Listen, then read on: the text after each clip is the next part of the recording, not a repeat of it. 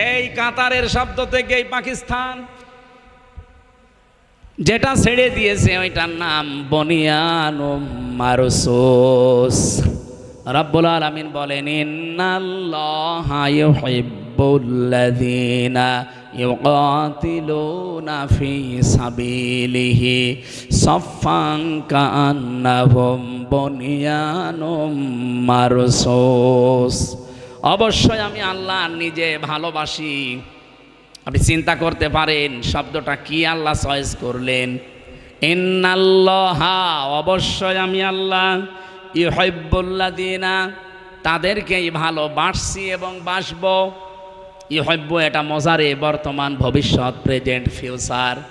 শুধু এখন না, কিয়ামত পর্যন্ত আমার আল্লাহ ভালোবাসতেই থাকবে। কাদেরকে?